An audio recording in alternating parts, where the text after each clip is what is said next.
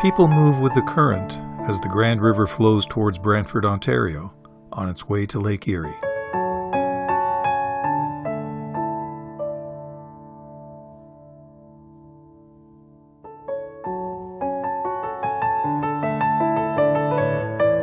After the river enters Brantford, the water flows over Wilkes Dam. During the year, it's a pleasant spot for water activities. George Wilkes built the original dam in 1853 to supply water to his flour mill. Now, it supplies the city's water treatment plant.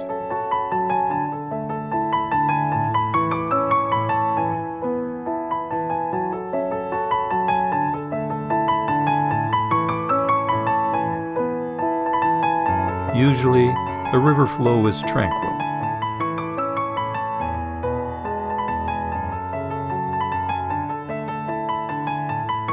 But in the spring, the river is swollen with meltwater.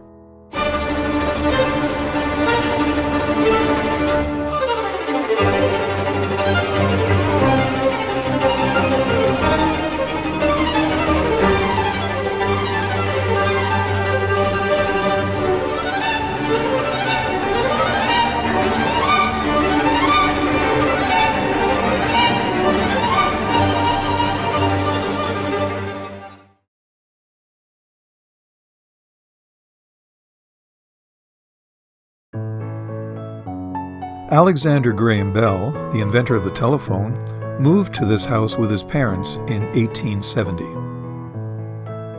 Here, in July 1874, he conceived the fundamental idea of the telephone. Bell had what he called a dreaming place overlooking the Grand River. He set up his workshop in a converted carriage house nearby. In August 1876, he carried out the first successful long-distance trials of his device. Also on the homestead site is the first telephone business office, which was moved here in 1969 from Brantford. It was renovated and converted to a telephone museum. It has exhibits of early telephone and switchboard technology stretching back to the 1880s. Also, there are examples showing how the telephone has changed over the years.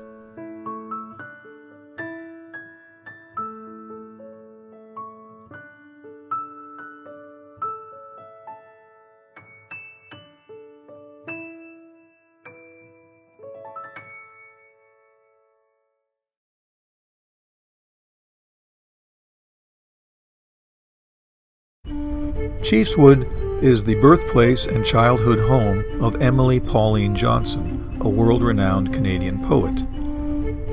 In 1856, Mohawk Chief George H.M. Johnson completed the home as a wedding gift to his wife, Emily. The home was built with two formal entrances. One entrance was for visitors arriving by road. The other was for guests arriving from the Grand River.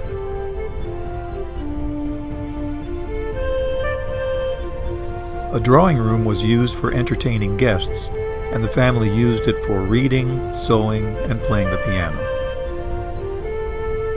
Pauline was born in 1861, the youngest of 4 children. She began composing poems at age 10. This was her bedroom from age 16 to 23, when the family left Chiefswood. At age 22, Pauline published her first full-length poem. After this, she increased the pace of her writing and publishing. After her father's death in 1884, the family rented Chiefswood to tenants and moved to Brantford.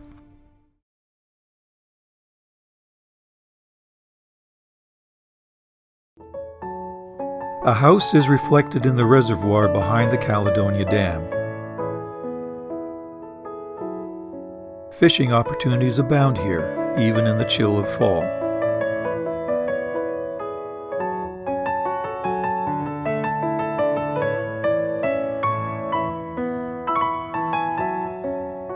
winter, many Canada geese gather in this area. The dam provides a reservoir which is used for many recreational activities.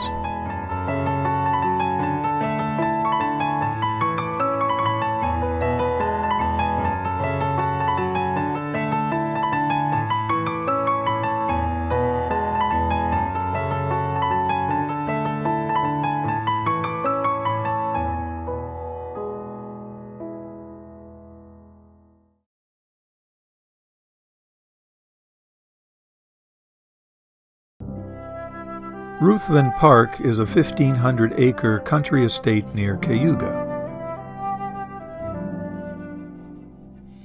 From the 1840s to the 1990s, it was home to 5 generations of the Thompson family, who contributed to the formative years of Canada.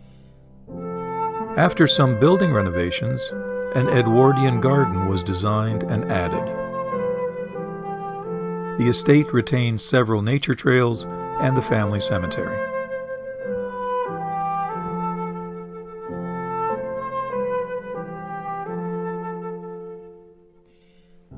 The centerpiece is a Greek Revival mansion that was finished in 1847. It includes many of its original furnishings.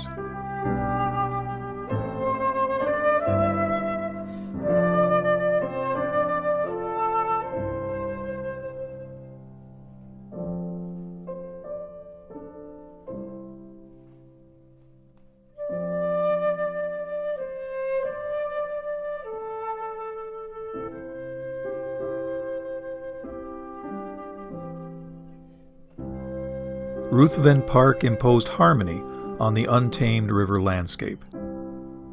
It marked a new level of elegance in Upper Canadian society.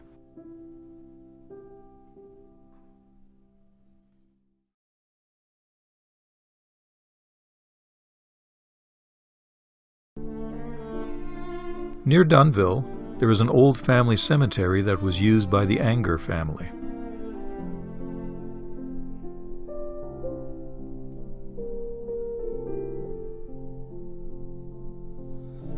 The gravestones have been mounted on a concrete slab in the center of the cemetery. 14 of the headstones are still legible. They show that most of the deaths occurred in the later 1800s. Of the 14 gravestones, 7 are for children who died at age 5 or younger. It's a solemn reminder of the difficult life that these pioneers led.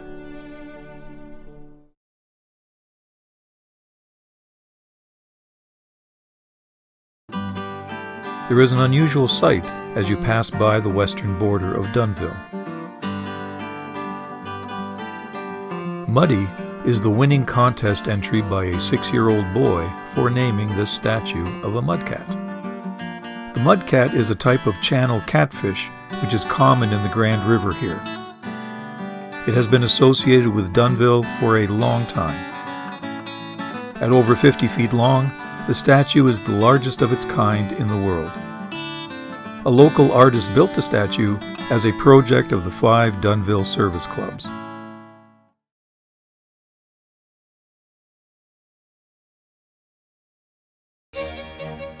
Since 1829, a weir has crossed the Grand River at Dunnville.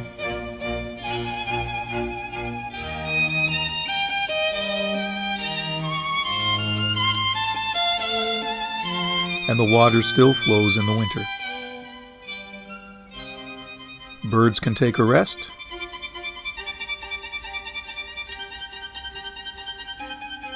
Canada geese can go for a skate.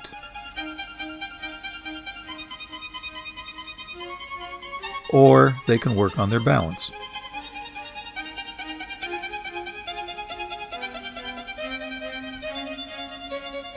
And people go ice fishing.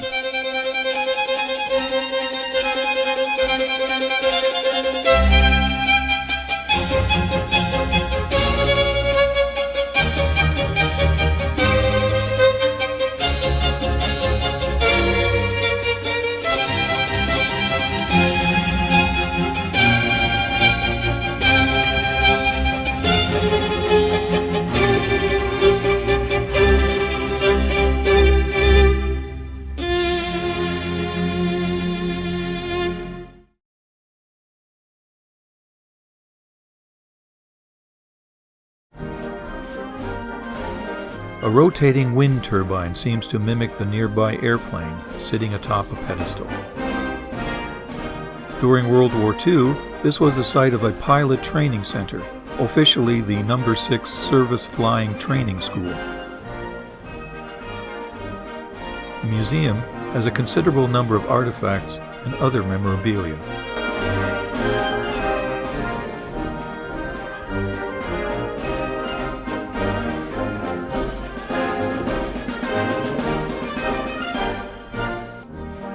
This is a Link Trainer flight simulator used by the trainees.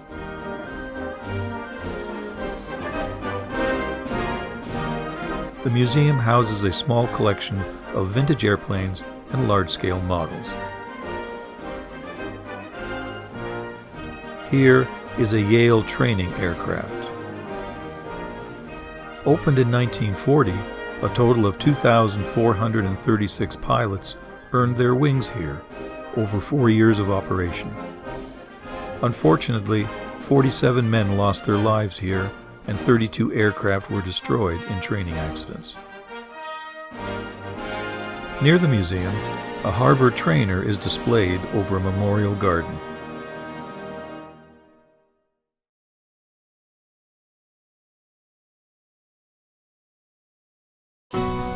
Near the mouth of the Grand River, there is a cairn on the eastern shore. Built in 2015, the cairn has 4 historical plaques. One plaque explains how the Grand River connected to the early Welland Canal.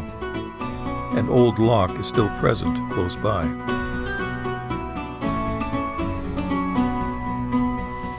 One panel describes a naval depot that was built nearby in 1815.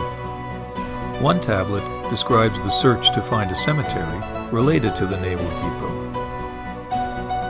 One plaque describes the commercial fishing industry. A small fleet is still active here.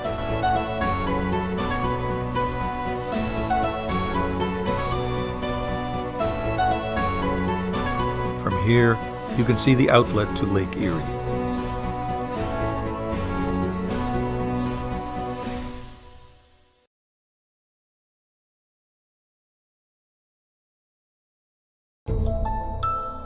It's winter, and the mouth of the Grand River is frozen over, as well as Lake Erie beyond.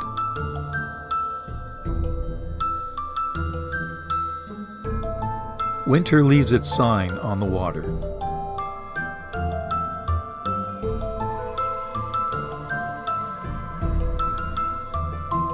On the lake, an icebreaker keeps a shipping channel open.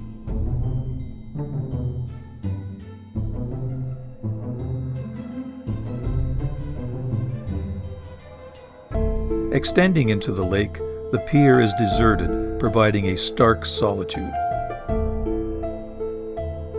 But in the summer, the area is alive with activity.